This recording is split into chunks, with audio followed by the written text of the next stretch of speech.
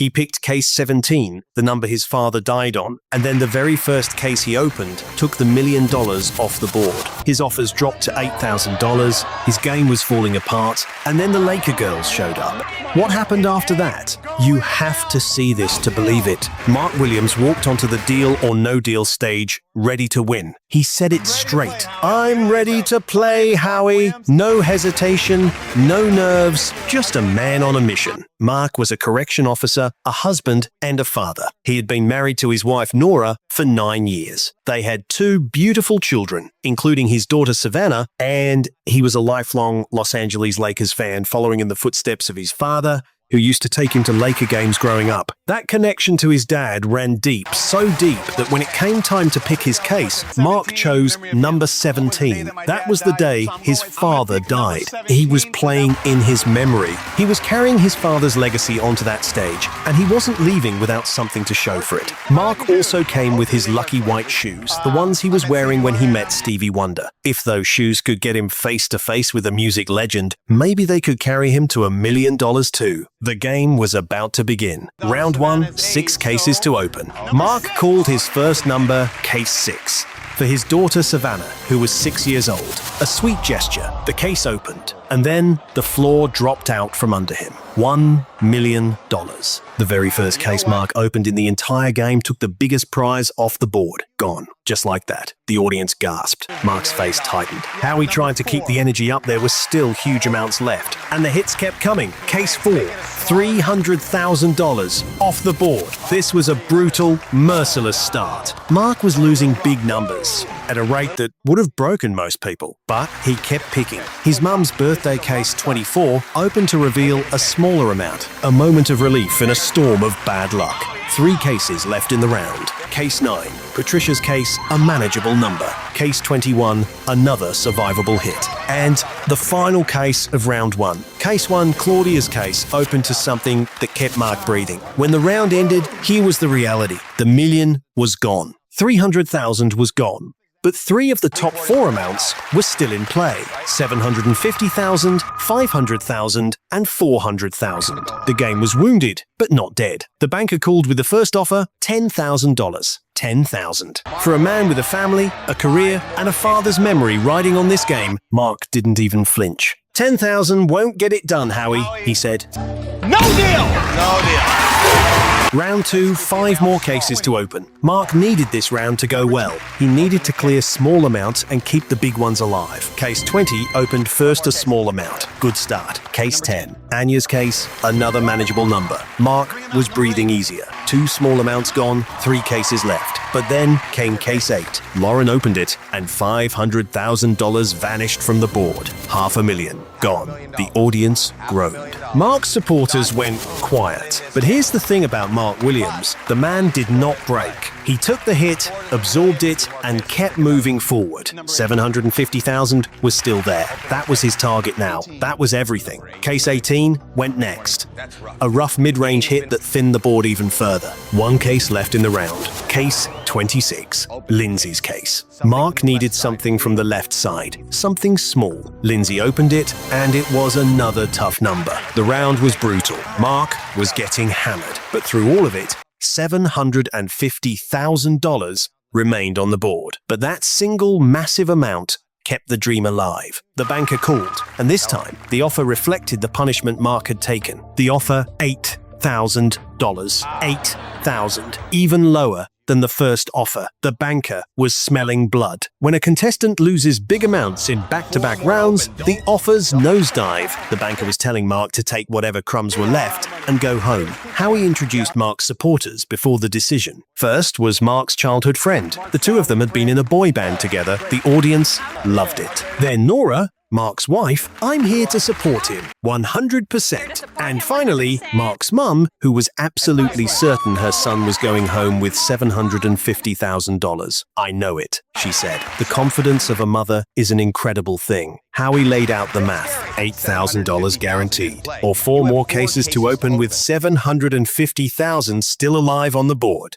The odds of opening small amounts were actually in Mark's favor. Most of the remaining cases were on the left side. But if he hit that 750, Mark's answer was instant and definitive. I can't stop. I won't stop. No deal! The audience erupted. This man was not going down without a fight. And this is where the game took a turn that nobody expected. Howie acknowledged what everyone in the studio knew. Mark's first 2 rounds had been rough, really rough. But there was still big money on the board and Mark needed a boost. He was a lifelong Laker fan, and what does a Laker fan need? A cheering section. On cue, 4 actual Laker girls walked onto the stage. The place went wild. Mark's jaw dropped, his own personal cheering section. Right there beside him. With the Laker girls on one side and his family on the other, Mark had all the support in the world. Now he needed the cases to cooperate. 4 cases to open in round 3. Let's go. Case 25. A small amount from the left side. Perfect. The Laker girls cheered. The energy in the studio shifted. Something was different. Case 11 for his mum Megan opened it, and it was another survivable number. 2 cases down, 2 to go.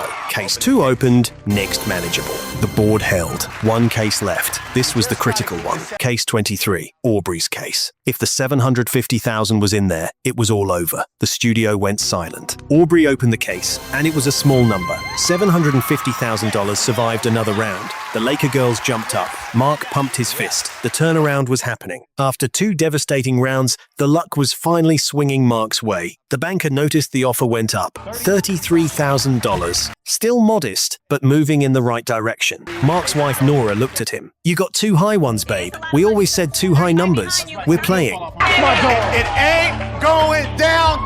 No deal! No deal. $33,000 wasn't enough. Not when $750 was still on that board. Round 3 cases to open. Mark was feeling it now. The Laker girls were doing their job. The energy was electric. Case 19. Linda's case opened to reveal a small amount. The left side was almost gone. Case 12, Jill's case. Another manageable number off the board. 1 case left. And there was only 1 massive amount remaining, $750,000. Every other big number had been eliminated throughout this brutal game. It all came down to this one number. Was it in Mark's case, 17? Or was it hiding somewhere else? Case 16 was the last case before the next offer. 1 number would be a disaster. If it was in there, $750. Anything else, and the offer would soar. Doubled the Laker girls. 8 Laker girls now stood on that stage, cheering for a correction officer in lucky white shoes, who had survived the roughest game imaginable.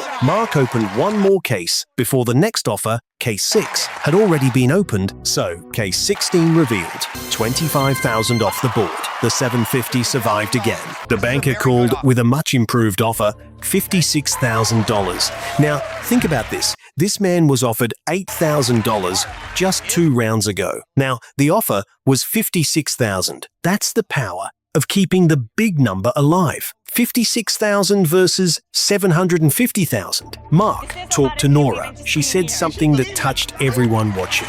This is a lot of money. It can do a lot for us, but it's up to you, and I trust you, and I'm proud of you. Mark opened up about why the money mattered. He told Howie that he had never been able to buy his wife a real ring. Nora had always worn a cubic zirconia. She was happy with it. She never complained. But Mark wanted to give her something real, something she deserved. The audience melted. What would you do right now? $56,000 guaranteed enough for that ring and so much more. Or risk it all for a chance at $750,000? Mark's buddy, his fellow boy band member from 3 of Hearts, leaned in. I can't stop. I won't stop. Can't stop. I won't stop.